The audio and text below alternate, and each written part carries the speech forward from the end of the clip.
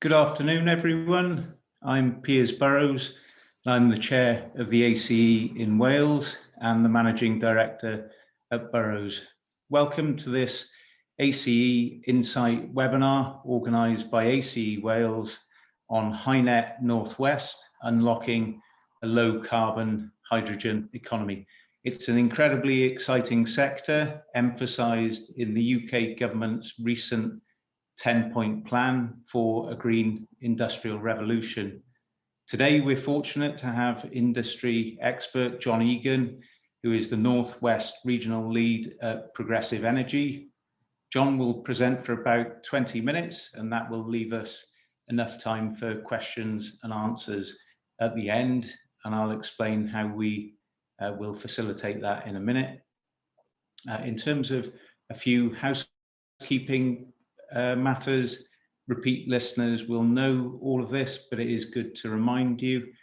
The webinar is best experienced through headphones, which will cut out background noise.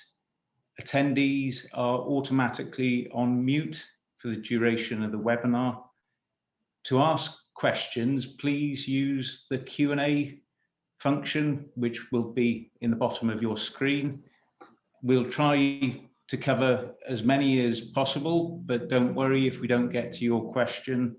We'll do our best to cover those after the webinar.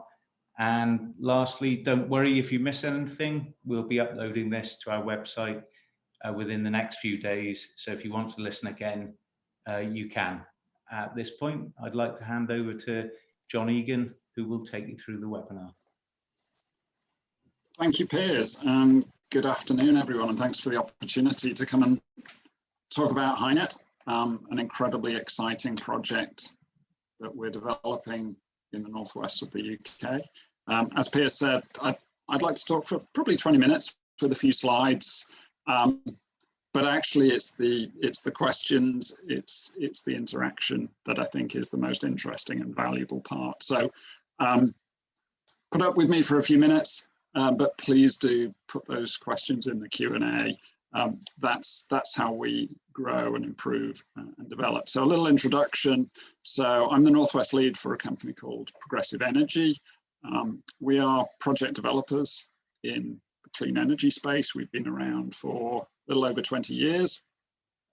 Strong background in power generation, carbon capture and storage, and we've developed the HyNet project over the last few years with partners over about the last 3 to 4 years with key partners in the region, to the point where it really is now leading decarbonisation project in the UK.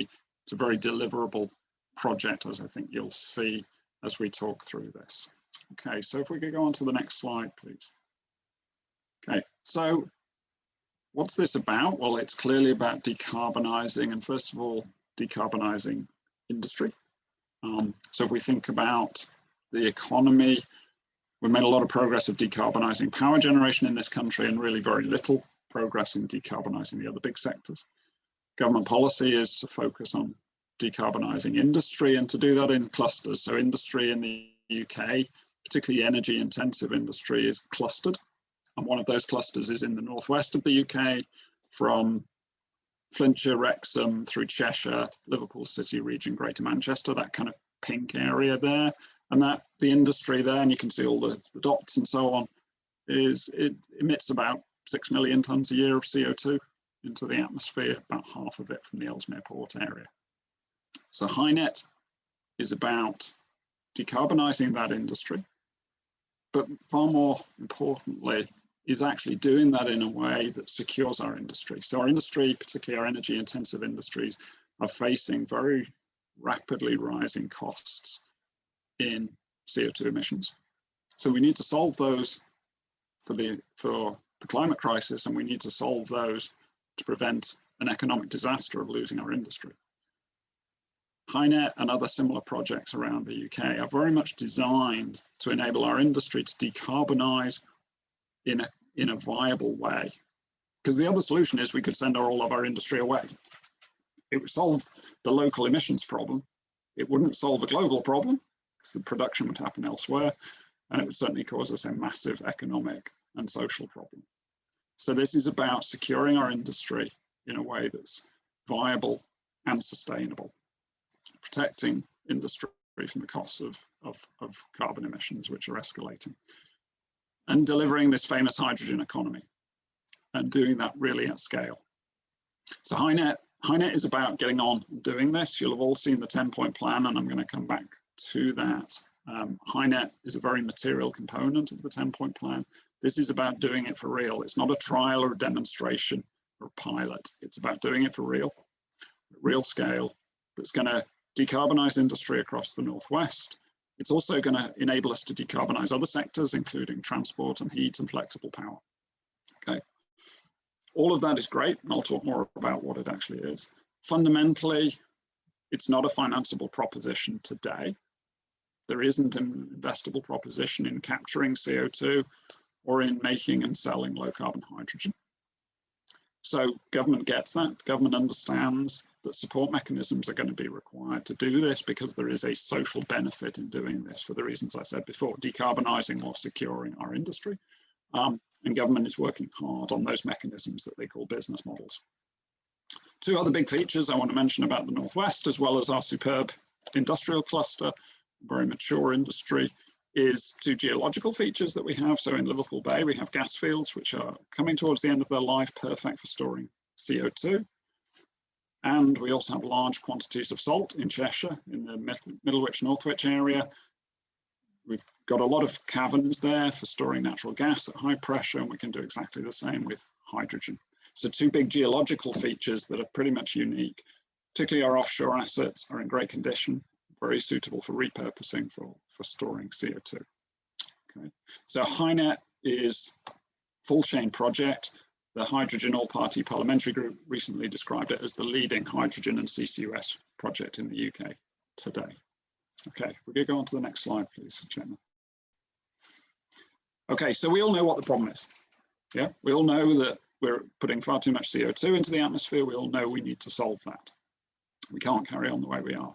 I mentioned that core industrial area, the pink bit on the previous map. If you pull the lens back a bit further and look at emissions across the whole of the Northwest in its broader sense, it's probably 8 to 9 million tonnes a year, with real hotspots on that heat map. You can see real hotspots around Ellesmere Port, and also in the Peak District, which often surprises people, and that's because of our lime and cement production in the Peak District. Okay, so HyNet is around addressing these emissions, providing a deliverable pathway to eliminate those, and starting to decarbonise our other sectors. And that graphic you can see there, you can see we've made great progress in this country on baseload power generation decarbonisation, very little on those other sectors. HyNet is about delivering hydrogen and CCUS to enable decarbonisation of those other sectors. Okay, and it ties in with lots of other great initiatives and progress that's being made.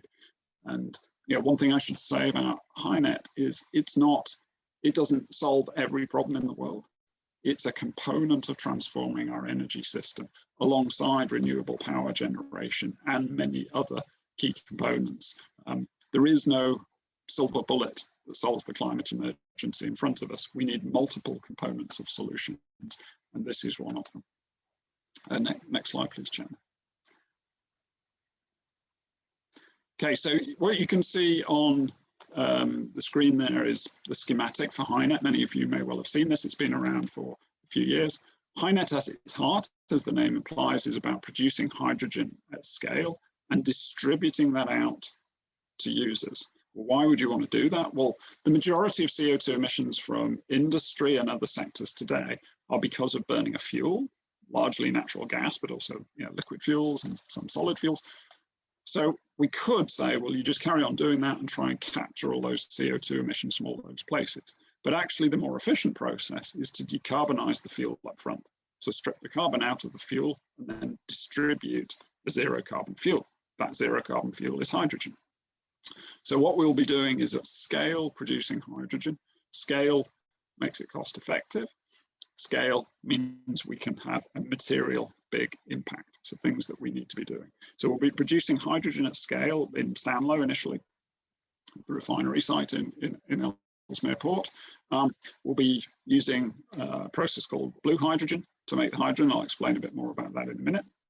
And then the really key thing is we'll be distributing that hydrogen out through a dedicated new build network to get it out to initially to industry, to flexible power generation. But then because we'll be putting that infrastructure in the ground, it becomes much easier to start getting hydrogen out for heat, domestic heating, and for transport. We're all familiar with the problem of hydrogen transport today. Nobody buys a vehicle because there's no hydrogen available. Nobody makes hydrogen available because there's no vehicles. How do you ever solve that problem? Well, essentially infrastructure. Infrastructure built primarily anchored on big industrial demand then makes it much more straightforward. You'll also see there something we call hydrogen blend. So at the moment, we're not planning to take hydrogen directly to people's homes. Big conversion, difficult, complex. What we are demonstrating is that we'll be able to blend hydrogen into the natural gas network, which will allow us to start to decarbonise our homes. It won't get us to net zero, but it gets us started. And we have a program of demonstrations called HyDeploy that I can talk more about if people are interested. So the black bit is that network. It will also connect to storage of hydrogen that I mentioned before, bulk storage in underground salt caverns as a way of making the network resilient and allow us to balance supply and demand. And then the other component is, so when we make the hydrogen, we'll be left with byproduct CO2. We'll strip the carbon out of methane, natural gas, collect it as CO2. We'll be collecting 97% of the byproduct CO2. That needs to be transported away for permanent storage. There will also be some capture from industry, certain industries that can't fuel switch, where they have what we call process emissions or emissions coming from their raw material. We will capture those as well. So the orange pipe is transporting CO2 for permanent storage in those gas fields in Liverpool Bay. And that's carbon capture and storage that I'm sure many of you are familiar with. So HyNet is full chain. So CCUS and hydrogen together. The majority of the byproduct CO2 will be coming from hydrogen, with hydrogen production, with some coming also from direct capture from industry. That's a full chain. We're designing this for 10 million tons a year of CO2 capture, and we intend to be delivering 30 terawatt hours a year of hydrogen by 2030, which is, on an energy basis, 45% of the amount of natural gas that's delivered across the region. And so you can see the little chart on the left-hand side. The white bars are the CO2 emissions from industry coming down over time. We haven't layered on top of there from those other sectors that I talked about. That's even more, but just from industry, you can see those coming down, and our capacity to produce and distribute hydrogen increasing through the decade. Okay, so this is a very, very ambitious and exciting project. Real opportunity to refresh our infrastructure, to repurpose a lot of assets, particularly in the gas fields area, and it's also part of this levelling up agenda. It's about investing in areas that haven't had huge amounts of investment. It's providing routes to get those to be clean and sustainable areas. And then I really believe once that infrastructure is in place, then it's going to be a very attractive place for inward investment. And as I mentioned before, ties in with other clean and sustainable growth projects. Okay, next slide, please. Okay, so I mentioned the 10-point plan before. Came out late November, very helpful. So two components of the 10-point plan, particularly relevant to what we're doing here. Excuse me. So hydrogen and carbon capture and storage. So hydrogen, Prime Minister has set a target of having 5 gigawatts of hydrogen across the whole of the UK by 2030, okay? Low carbon hydrogen. HyNet, long before that came out, was already planning to be delivering best part of 80% of that by 2030. So really material. Likewise, 10-point plan talks about 10 million tonnes a year of carbon capture across the UK by the end of the decade. HyNet is planning for that capacity and expects to be capturing 7 to 8 million tonnes a year by then. So really material. HyNet, just one project, really material component of that. Now to hit those dates, we need to be getting on. We need to be putting steel in the ground quickly. Okay, next slide please, Chairman. Okay, so government is really committed on this. I don't think there's any question about that. I think UK government is really taking a lead. Clearly we've got COP26 coming up this year, which is very important. Yeah, the net zero legislation in 2019 was really important of setting an expectation. but it's actually too far away. We need to be moving much faster, particularly on sectors where we can really make rapid progress, like industry and flexible power generation. So there's been quite a slew of policy recently, going back to legislation, but then the 10-point plan and the energy white paper that came out just before Christmas. And then I haven't actually put it on here, but also a really important update from BEIS on business models for carbon capture and storage, all really demonstrating that progress that is being made in government. Other big things that are coming along, so the UK hydrogen strategy is due in the next few months. That's going to set out that overarching approach to hydrogen for the UK. There's the business models, good progress on CCUS, hydrogen business models, revenue support, whatever you want to call it. Hydrogen one is slightly further behind, but a consultation is expected in Q2. Those business models, they're essential. We're not going to get any of these projects to FID, final investment decision, without those business models. And then also in 10-point plan and energy white paper, the Clean Hydrogen Fund and the CCUS Infrastructure Fund were both announced. And so we're expecting consultations soon on those, how those will get dispersed. Again, really essential for making progress on these projects.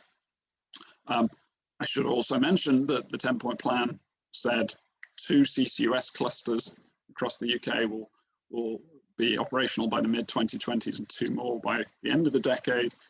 Clearly, to hit those huge impacts that we've talked about of HyNet, excuse me, we need to be one of the first 2 to be delivering those quantities of hydrogen, carbon capture and storage.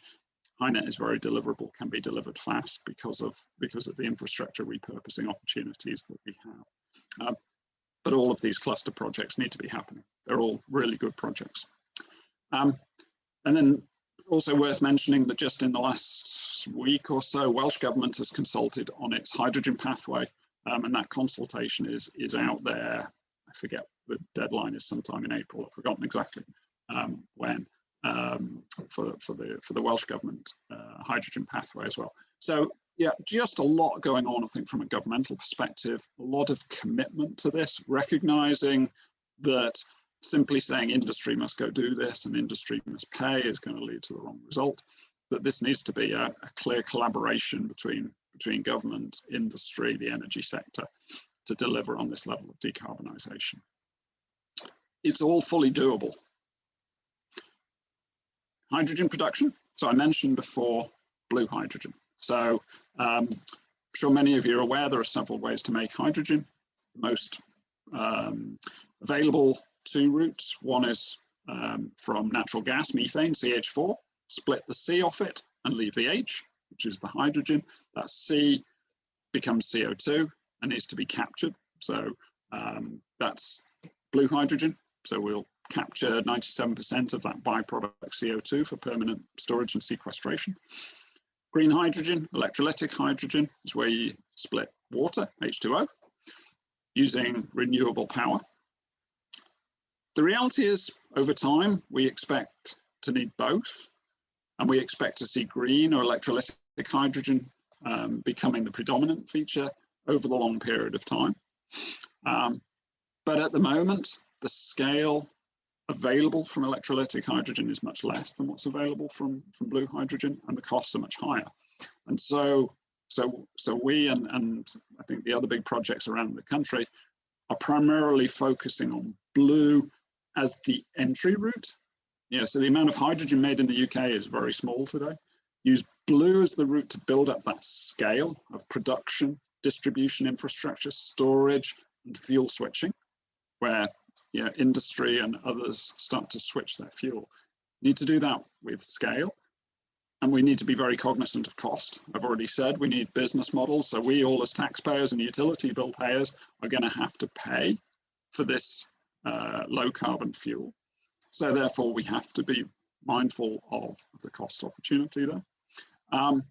So blue gives us that route to build scale of infrastructure, production, fuel switching, with green increasingly, as it becomes available at larger scale and lower cost, increasingly coming into the mix.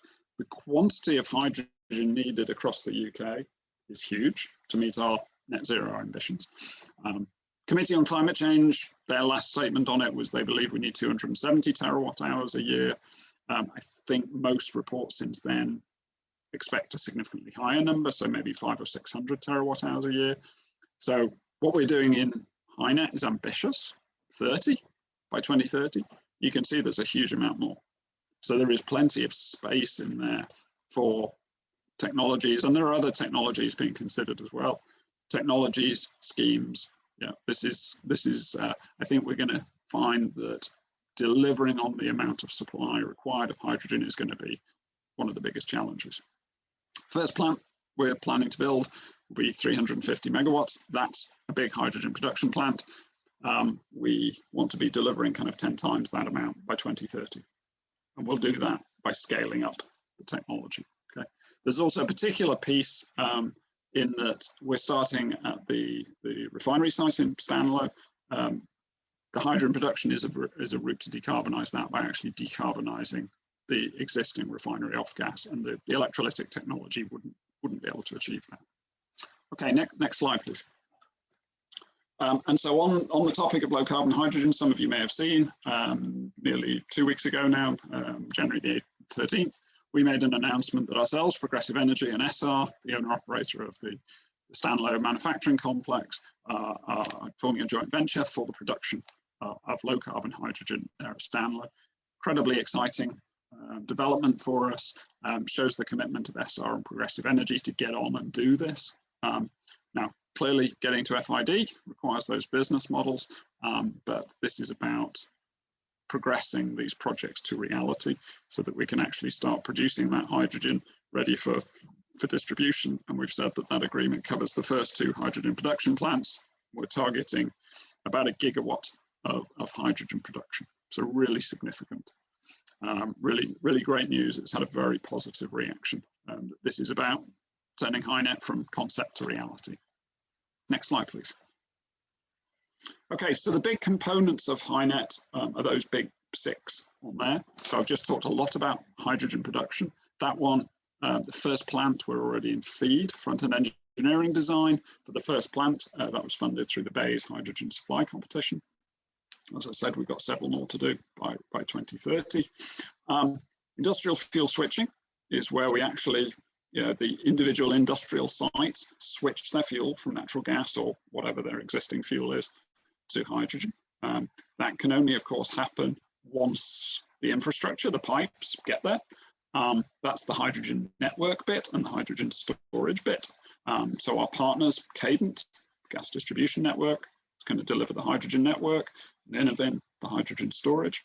And it was great to see that Ofgem in its Rio GD2 determination has agreed for Cadent to spend significant sums of money on designing and consenting the first part of the hydrogen network. Really great news to see that Ofgem is supporting this transition to low carbon gas, hydrogen. Industrial fuel switching, we recognise that there are technical queries, challenges, and so on. So we're part of a government program called IFS, Industrial Fuel Switching. We have some funding through there to run demonstrations at real industrial sites. Clearly not with networked hydrogen, because there isn't any available yet, but with taking tube trailers of hydrogen. And so we've got demonstrations coming up at Unilever at Port Sunlight and at NSG Pilkington's at St Helens. Real blue chip manufacturing sites, which are approaching. And in fact, just in the last couple of weeks, we announced that we've done a preliminary trial at a burner manufacturer, Dunphy Combustion, in Rochdale, very successful, demonstrating the combustion of the hydrogen there. And then the 2 other big components of HyNet are carbon capture, both from hydrogen production and from a small number of industrial sites. And then the CO2 transport and storage, the orange pipes out to Liverpool Bay that I mentioned. And Chetna, if you just click once more. So I've already mentioned about the 2 on the left. The ones in the box, to get those into FEED and consenting, we've formed a consortium of 8 partners now, and I've named some of those there. We've bid into the government's flagship Industrial Decarbonisation Challenge Fund, which is a £130 million fund. So we and the other big cluster projects around the country bid into that fund to progress this through FEED and consenting. Consenting is quite challenging, particularly the pipeline. Parts of these are nationally significant infrastructure, and that means the development consent order process. So big, complex consenting processes. Okay. And if we go to the last slide, I think, so maybe Chetna just click a couple of times and take it through. So HyNet is absolutely real and deliverable. We can be starting to make an impact on the UK's emissions by 2025. So we're not waiting for 2050. We can be making an impact by 2025. It's a low cost, low risk, very deliverable project. It's going to create a lot of construction jobs. It's going to protect a lot of existing manufacturing jobs. I believe it's going to attract a lot of investment. We have the right partners in our consortium for delivery. We want to get on and get this built. What we need to make that happen, the most important will be the revenue support mechanisms, business models, whatever terminology we like to use. That's what will secure the private sector investment that's going to be needed. There will be some government investment, I'm sure, as well, but primarily, if you look across all of what needs to happen, HyNet and the other clusters, it's going to be largely private sector investment. We do need some development support to get to FID in advance of those business models. That's the funding I just talked about with IDC. And we need to start seeing some regulatory and commercial frameworks starting to coalesce, particularly around distribution of hydrogen. We all know that gas is a licensed business today. Hydrogen needs to get into the same position so that the confidence can start to happen about how we'll deliver it. So HyNet is ready to go. We've got the right partners. It's very deliverable, and it can make a huge material impact on our emissions. So I promised to rattle through that in a few minutes to leave plenty of time for questions. So I'm going to pause there and see what we've got as questions. Thank you, John. Really fascinating presentation, and certainly thanks coming through in the chat bar as well. So sincere thanks for your presentation. I'm going to curb my own enthusiasm to ask a couple of my own questions and go straight to those from our audience, and hopefully take them in the order in which they've been submitted. So the first one, pasted into the chat bar, if I just read it out for you.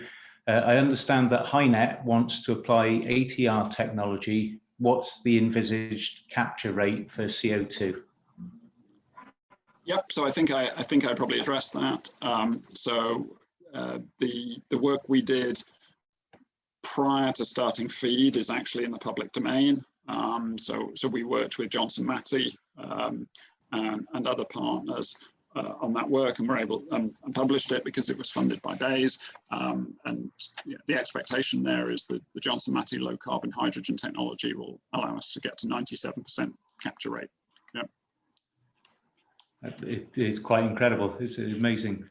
Thank you, John. And moving on, the next question was, why not look at 100% hydrogen heating pilot for homes and other buildings as part of HyNet?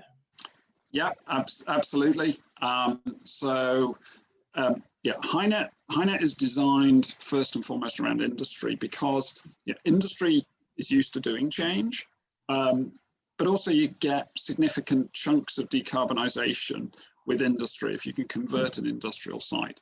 Converting our homes is much harder, and let's be honest, none of us like change in our homes in quite the same way. So therefore, government policy, which HyNet is reflecting, is to decarbonise industry first and use that as the route to start decarbonising homes. However, that doesn't mean that everyone's been sitting back and doing nothing around domestic heating. There's been a lot of work going on across all the GDNs, the gas distribution networks. There have been several programs initially focused heavily on blending, like HyDeploy that I talked about, that we're a partner in, but also how to get to 100%. And in the 10-point plan, it was very pleasing to see that government stated their ambition to have a hydrogen region in the early 2020s. I think district, I think was maybe the term they use, a hydrogen village by 2025, and a hydrogen town by 2030. Now we believe at the moment that only HyNet can deliver those, the hydrogen village and the hydrogen town. With, you know, that's our understanding at the moment. Because of the pace that we're looking to move with hydrogen, we think HyNet can deliver those. So it's you know, really encouraging to see the government recognises that how we're going to heat our homes really needs a huge amount of attention. I think it's fair to say anyone who kind of watches debates on decarbonisation sees that there is a massive range of opinion. You know, there's opinions that say we should only heat our homes electrically using renewable power. There are those who say we should only heat our homes using hydrogen. There are those who say we probably need a blended mix and different solutions for different situations. That's certainly where we are in our view at the moment. Is I think having a one-size-fits-all solution is unlikely to be right. There's some interesting work done recently on behalf of Cadent and Electricity North West with their pathways reports for Greater Manchester, for Lancashire and for Cumbria. I'm most familiar with the Greater Manchester one. It very much came to that conclusion, that it's not a binary, that there's different solutions depending on the housing stock, on availability of low carbon power, availability of hydrogen. All of those feed into that solution. But first and foremost with hydrogen, you know, we do need to do those demonstrations of how you would actually make the conversion if we're going to use hydrogen. Yep. Sorry, to build on your answer, John, how compatible is the current technology within people's homes with either a blended gas and hydrogen model or exclusively hydrogen? Yep. So I'll take the blending one first. So what the reason why the blending route is of interest, so blending, which is putting 20% by volume hydrogen into natural gas. What we're demonstrating there is you can do that without needing to change appliances at all. So existing appliances can all use a blend. So the reason there isn't hydrogen in the gas networks today is primarily because the gas safety management regulations, GSMR, limits it to 0.1%. Essentially what we're demonstrating is that limit doesn't need to be there and it can be up to 20%. Okay? So that's the high deploy work, which is demonstrating that. And that our expectation is within a few years that work will have been completed and HyNet will then be able to put hydrogen into the gas networks as a blend. Okay. In terms of going to 100%, existing appliances in homes would not be able to handle that without modification. Okay. And the likelihood is probably replacement over the replacement cycles. And that's another reason why hydrogen for homes is further down the track, because those replacement cycles are typically 15 years, something like that, you know, for most domestic appliances, that kind of period. So yeah, how will government decide to do this and support it? But replacing a boiler is typically much less disruptive in your home than putting in ground source heating and all of the changes to the home that come with that. These are all pieces, and I'm not for a minute trying to say that it's an easy one or why we're trying to say it's obviously this or obviously that. I think it is a complex, challenging area. That's why I think the approach of working on industry first, get the infrastructure in, get hydrogen, if you like, normalized as part of our fuel system, and then work on the harder sectors, particularly domestic heating, is the right sequence. Thank you, John. Moving the debate on, the next question is, do you see any uses of the stored CO2 in the future rather than just storing? That's an interesting question. Great question. So, first and foremost, this may sound a little bit strange for somebody who's part of a CO2 storage project. I don't see that as our everlasting solution, because the reality is we can't just carry on making CO2 and storing it somewhere for decades and centuries ahead. That's unrealistic.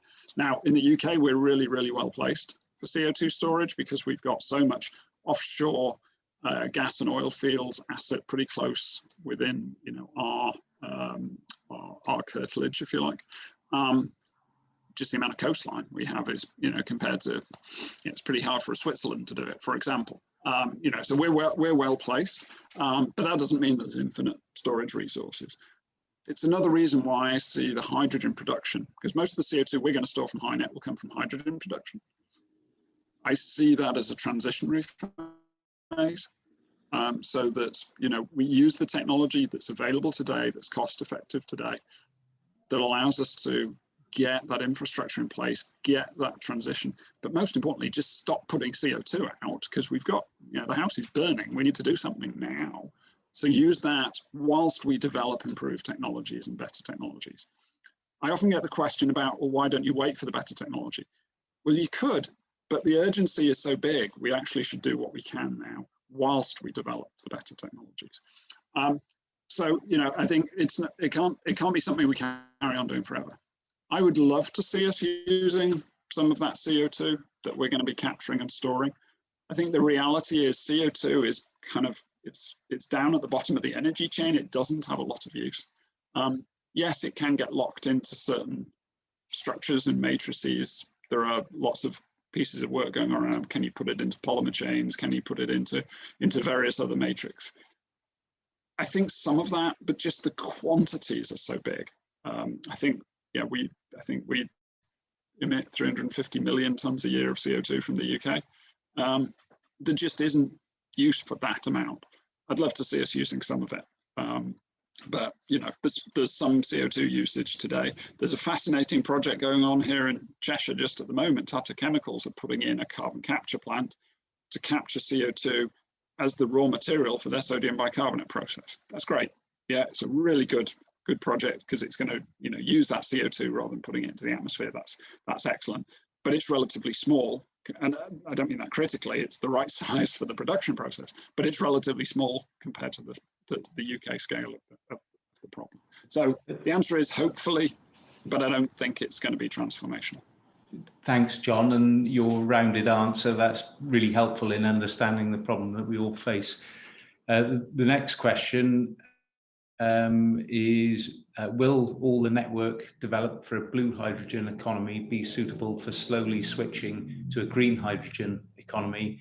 Where will the future electrolysis units fit as this transition slowly develops over the next 40 years? So the simple answer is yes, because of course, blue and green, we use these terms blue and green. It's only about the production process. The molecules themselves are exactly the same. And in fact, the way that we're designing this is, infrastructure, pipes and storage is going to be essential for electrolytic hydrogen. So the challenge for electrolytic hydrogen is intermittency. So renewables are intermittent. The wind doesn't always blow, the sun doesn't always shine. And so therefore, you have to make the hydrogen when the power is being generated, when the renewable power is being generated. And that means, of course, to balance supply and demand requires a lot of storage. So even with blue hydrogen, which will be a continuous production process, we need storage because of variations in demand. Okay, so we've got to be able to balance. You don't want to have production capacity to meet your absolute peak demand and then have it underutilized the rest of the time. So we use storage to balance that. With green, it's even more challenging, because it's not only the demand that's varying, but the production's also varying depending on the weather conditions. Yeah, so you end up with a lot of storage. So essentially, the infrastructure we're looking to build will really lend itself then to green electrolytic production. So absolutely. Thank you, John. The next question, our listener heard that it was possible to distribute hydrogen via the existing UK gas network. The question is whether that's possible or not. We noticed in your presentation that you suggested new infrastructure distribution pipes being required. Yep. So the reason that we're within HyNet looking to build a new network, and this will be the UK's first hydrogen distribution network. There isn't one. There are some hydrogen pipelines in the UK today, fairly short. There's no network, multi-user type network. The reason we're doing it is not a technical reason. It's not to do with materials and pressures and any of that. It's totally pragmatic, because the gas pipes still are going to have gas in them, because the gas has got to get to people's homes and businesses that haven't converted and all of that stuff. We're going to need gas to supply our manufacturing plant that we're going to make the hydrogen out of. So it's a very pragmatic reason is that the pipes are still in use, so we can't take them over. Now, yeah, so for the big, and we're talking about big pipelines here to move this quantity of hydrogen around. You know, so the answer is for that, we simply can't repurpose the existing networks. Over time, as hydrogen becomes a bigger and bigger component of the UK's energy mix, that story will change. There's a lot of good technical work going on at the moment about repurposing gas pipelines, both LTS and NTS, so you know, distribution and transmission systems. Increasing confidence being built that a lot can be repurposed. Okay? And we will see that. I certainly believe, from everything I'm aware of, is that the last part, once we are talking about hydrogen going to people's homes, maybe in 20 years time, 15, 20 years time, the last part of the gas distribution network will be repurposed. So I don't believe we'll be digging up all the pipes in our streets and connections to our homes. That part will be repurposed. But again, you can only convert that a chunk at a time. So you have to change everyone in a certain section over in one go. So I kind of see it, at this point in time, it has to be new build, and then gradually over time, we'll see increasing amounts of repurposing. Thank you, John. If I could ask your opinion on where you see carbon tax playing a role in the development of blue and green hydrogen. So, UK government's made the decision to leave EU ETS, but form a UK ETS. Now, we haven't seen much detail. So if you kind of wind it back, why is there an emissions trading scheme at all? Well, the original concept was it would put a price to carbon and that would drive investments in decarbonisation. How effective has that been? I think jury's still out, and I'm not going to claim to be an expert on that topic at all. But there's no question it does not drive the kind of solutions that we're talking about here, because these are shared infrastructure that you need. And so the fact that any individual site has got escalating bills, so today CO2 is £23 a tonne, I think, somewhere around there. I haven't checked recently. And that's expected to reach 30 by the end of the decade. That doesn't pay for these kind of projects. Simple as that. It will be cheaper for most of our industry to say we're going to leave offshore.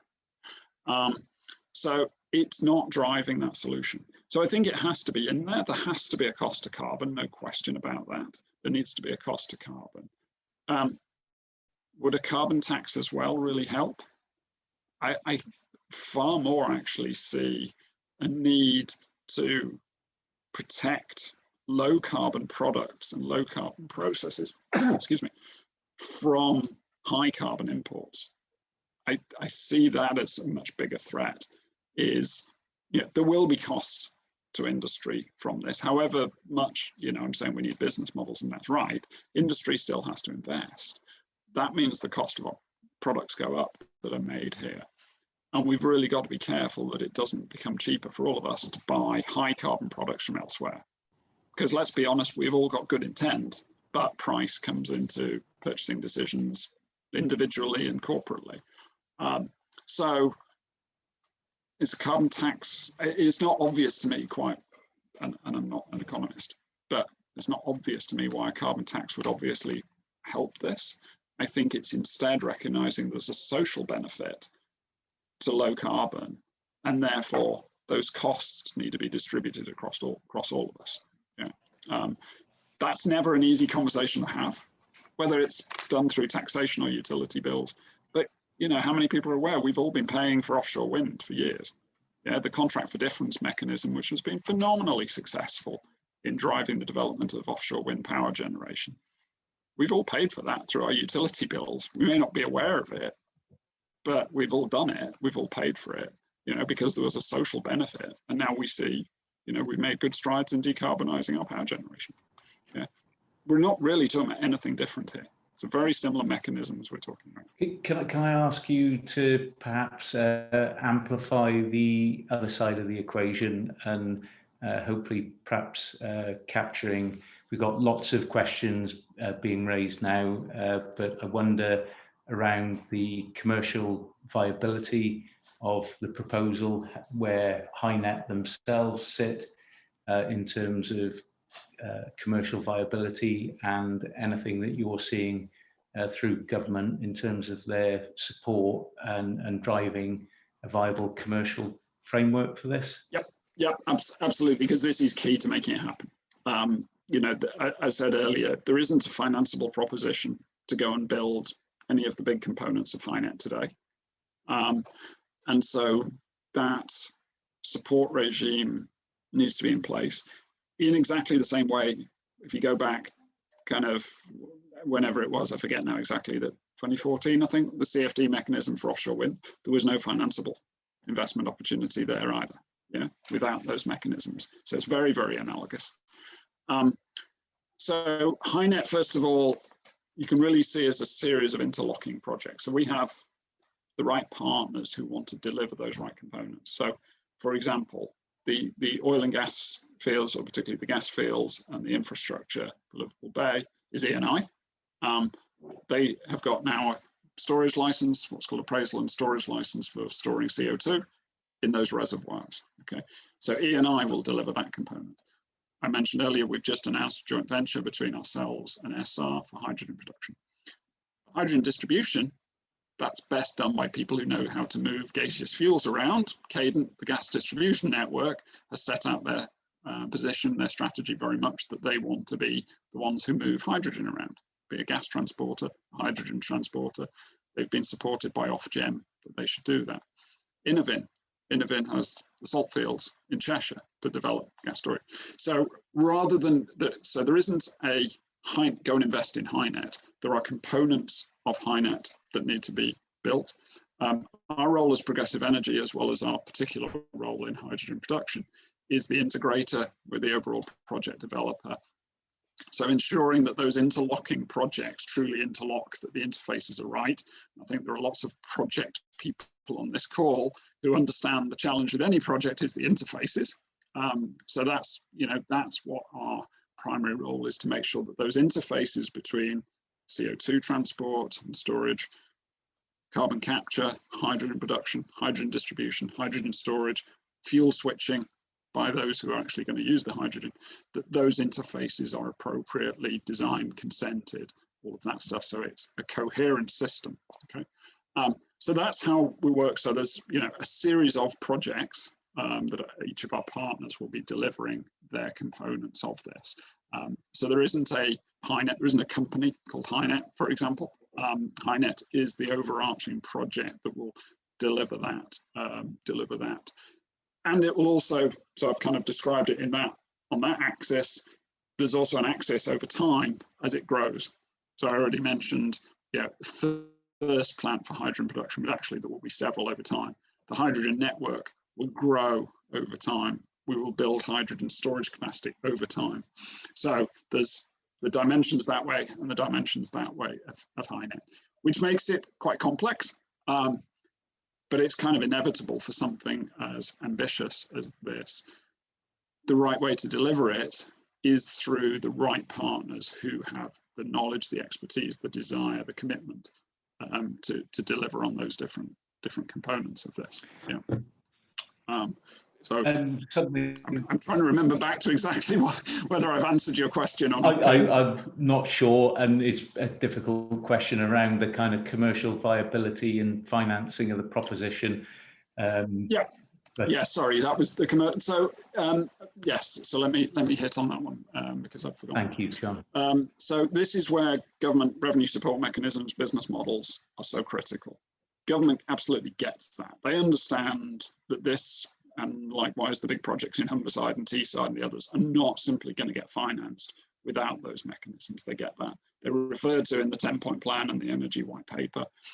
BEIS put out an update just before Christmas, a very extensive, very thorough update on progress on the CCUS business models, which largely said the pipes and the storage, what we call transport and storage of CO2, will probably be a regulated asset-based model, just like we use for pipes today, whether it's gas pipes or water pipes or whatever else. It's a well-established mechanism.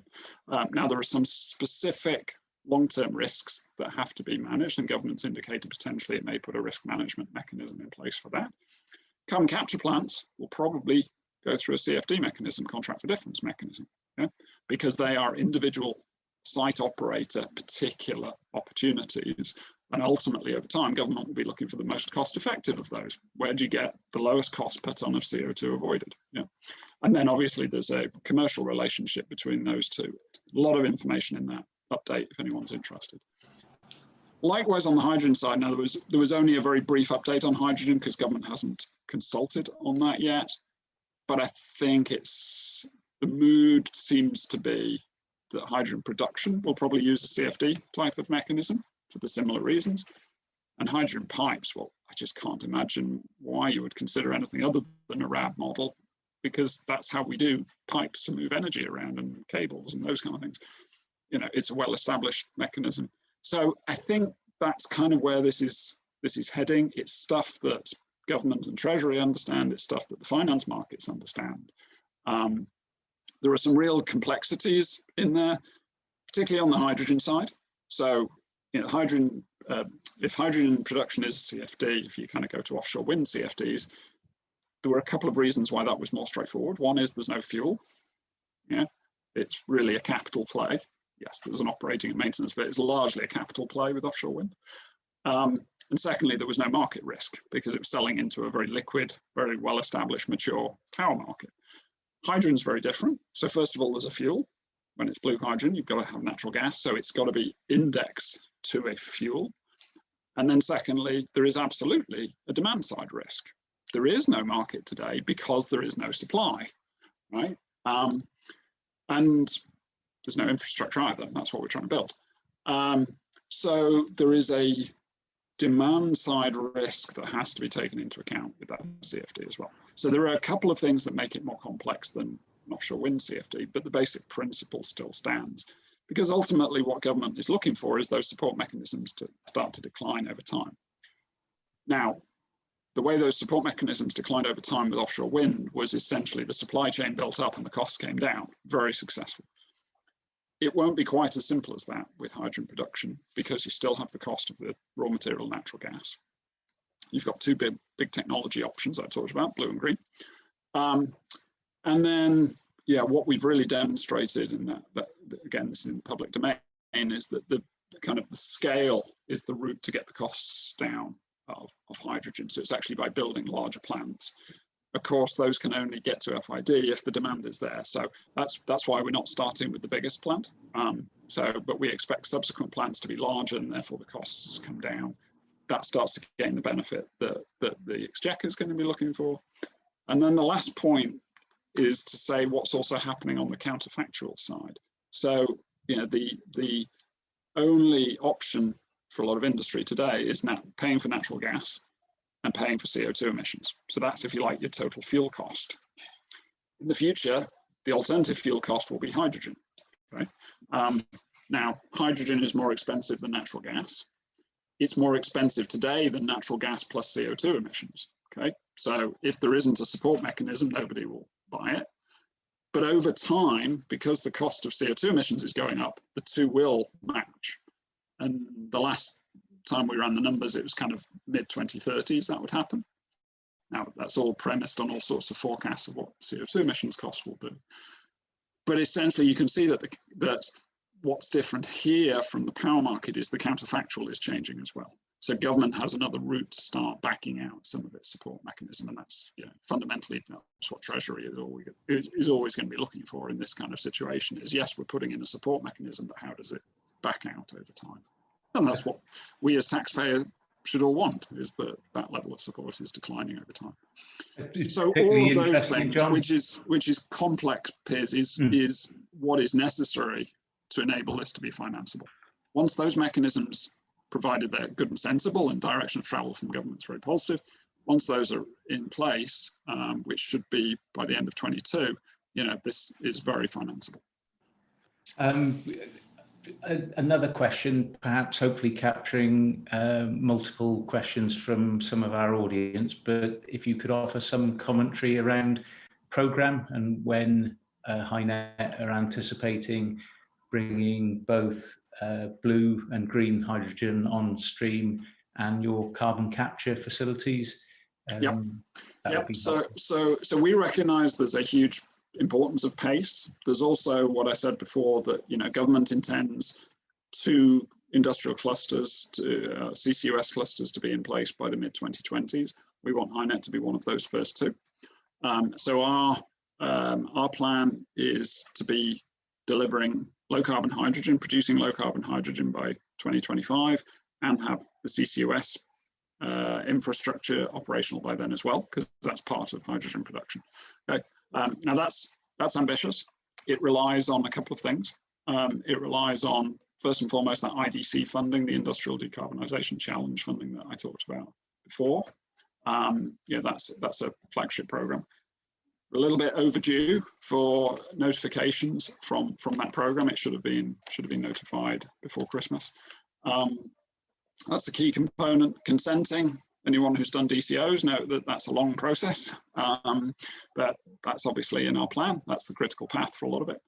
And then, how government is planning to make the choices of which are the first 2, how it's planning to disperse these Clean Hydrogen Fund and the CCUS Infrastructure Fund, all of those pieces, and business models to get to FID. Those are kind of all of the critical path pieces. I think, government's intent is there to be supportive and right. So, I think all of those timescales are deliverable. I'm not going to claim it's easy. There's a lot of pieces have to happen to deliver on that. But, fundamentally, if we don't start delivering at pace, we're not going to hit any of the targets that we want. We're, Committee on Climate Change keeps repeating that we're missing our carbon budgets on a regular basis. So, we need to get on and deliver.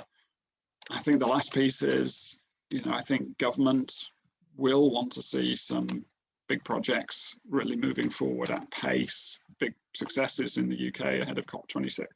We need to show to the rest of the world we're getting on and doing this. I'm going to start to bring the webinar to a close, John. One final, almost one-word answer, if I could ask you, how prepared do you think, and how committed and progressed our UK government in terms of the regulatory framework that will be needed to support this? I think with the big stuff I've been talking about, absolutely. I think what probably all of us who do big projects know is actually it's the kind of the secondary stuff. So with some of the other regulators, some of the permitting processes, that stuff maybe isn't quite there yet. And I mentioned before about regulatory frameworks for hydrogen distribution. That would be an example. So I think some of those other regulators, the EAs, the HSE, Ofgems, having them sufficiently resourced to be able to support not just HyNet, but all of the big projects is an area that needs to catch up, which needs to flow from high-level government policy, clearly. Thank you, John, and huge thanks from myself and from the ACE, and it was a fascinating presentation, really enjoyable. Many thanks. You've all found it interesting. A quick reminder that the webinar has been recorded and we will be sending a link out shortly. So if you do want to forward it to colleagues or listen again, then you'll be able to do that. It just falls to me to say, look forward to seeing you all next time. I don't know, Chetna, whether you wanted to share, there's a couple of up and coming webinars that the ACE are running, the final slide.